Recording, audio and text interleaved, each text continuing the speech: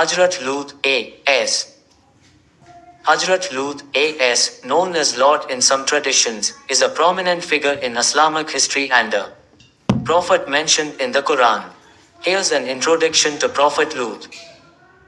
Background: Lut A.S. was sent by Allah as a prophet to the people of Sodom and Gomorrah, ancient cities located in the region known as the Dead Sea, believed to be in present-day Jordan or Palestine.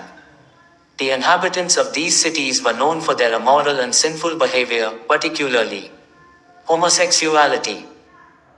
Mission: Lut's primary mission was to call his people to the worship of Allah alone and to guide them away from their wicked ways. He preached against their immoral practices and urged them to adhere to the principles of righteousness and moral conduct.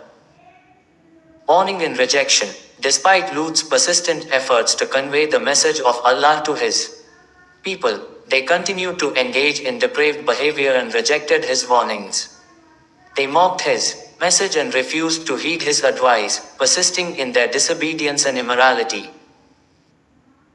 Divine intervention: in response to the people's defiance and corruption, Allah decreed a severe punishment upon them. The Quran describes how the cities of Sodom and Gomorrah were destroyed by a catastrophic event, often interpreted as a rain of stones or a powerful earthquake, which annihilated the inhabitants and left the cities in ruins. Moral lessons: the story of Prophet Lut carries several moral lessons, including the consequences of indulging in immoral behavior, the importance of heeding the warnings of the prophets, and the mercy and justice of Allah. It also emphasizes the significance of upholding moral values and resisting temptation, even in the face of societal pressure. Prophet Lut A.S. is revered as a righteous and steadfast messenger of Allah in Islamic tradition. His story serves as a cautionary tale about the destructive consequences of moral corruption and disobedience to divine guidance. Muslims honor Prophet Lut as an exemplar of patience, faith, and unwavering commitment to righteousness in the face of adversity.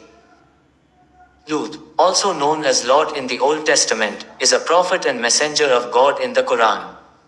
According to Islamic tradition, Lut was born to Haran and spent his younger years in later migrating to Canaan with his uncle Abraham.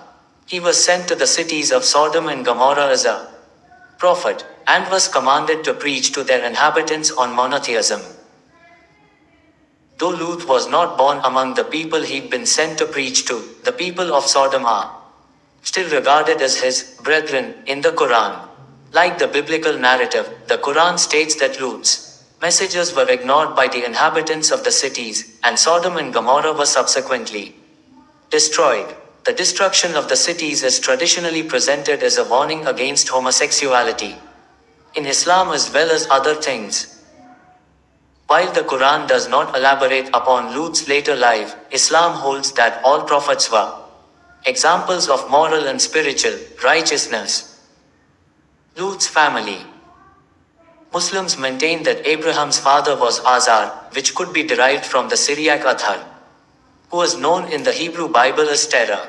Abraham had two children, Isaac and Ishmael, who both later became prophets. Abraham's nephew is said to have been the prophet Lut, who was one of the other people who migrated with Abraham out of their community.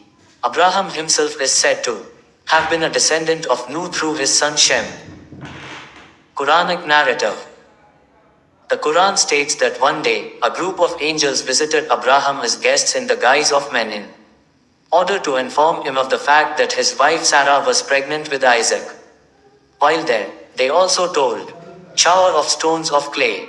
Lut and those who believed in him were to be spared, but his wife was to die in the destruction, with the angels stating that she is of those who lag behind. The Quran also draws upon Lot's wife as an example for the unbelievers, as she was married to a righteous man but refused to believe in his message and was thus condemned to hell. The people of the twin cities transgressed against the bounds of God. According to the Quran, their sins included inhospitality and robbery. They hated strangers and robbed travelers, apart from other abuses and rape. It was their sin of sexual misconduct as well which was seen as particularly egregious, with Lut strongly chiding them for approaching men with sexual desire instead of women. Lut told and tried to help them to abandon their sinful ways, but they ridiculed him and threatened to evict him from the cities. Lut prayed to God and begged to be saved from the consequences of their sinful acts. Then 3 angels, disguised as handsome males, came to Lut as guests. He grieved the men, as he felt powerlessness to protect them from the people of the cities. The city's residents, becoming aware of the visitors, demanded that Lot surrender his guests to them. Distressed and fearful that they would incur the wrath of God, suggested rather lawful marriage to his daughters as pious and pure alternatives to their unlawful wishes, and perhaps as a source of guidance. But they were unrelenting, and replied, "You certainly know that we have no need for your daughters. You already know what we desire," referring to his male guests. The exegetes LB and Kathir, Qurtubi and Tabari do not read daughters to mean Lot's literal daughters. They argue that since a prophet is like a father to his nation, Lot was directing the evildoers to turn away from their sins and engage in healthy and pious relationships with the daughters of the nation, i.e., women in general. The angels then revealed their true identities to Lot and said to him, "Indeed, we will save you and your family, except your wife, she is to be of those who remain behind." They advised Lot to leave the cities during the night, telling him not to look back. Keeping his faith in God, Lot left the cities in the darkness of night, bringing with him his followers and believing family members. Finally, morning came, and the decree of God passed, whereupon the Quran reads, "When our command came, we turned the cities upside down and rained down on them clustered stones of baked clay, and thus perceived the fate of the twin cities, falling into destruction and despair and marking the end of the civilizations of Sodom and Gomorrah." Other mentions in the Quran. Lut is referenced a relatively large number of times in the Quran. Many of these passages place the narrative of Lut in a line of successive prophets including Noah, Hud, Saleh and Shuaib. Islamic scholars have stated that these particular prophets represent the early cycle of prophecy as described in the Quran. These narratives typically follow similar patterns. A prophet is sent to a community. The community pays no heed to his warnings but instead threatens him with punishment. God asks the prophet to leave with his followers, and the community and its people are subsequently destroyed in a punishment. Elsewhere in the Quran, Lut is mentioned alongside Ishmael, Elisha and Jonah as men whom God favored above the nations. Homosexuality. All schools of Islamic jurisprudence state that homosexual sex is a sin, based in part on the story of Lot. Because the Quran states that Lot berated his people for sexually pursuing men, in addition to attempting to assault strangers, the incident is traditionally seen as demonstrating Islam's disapproval of both rape and homosexuality, even though it's never explicitly said why Lot actually berated those men. Lot's struggle with the people of the twin cities is seen as either concerning homosexuality in general or specifically homosexual anal sex.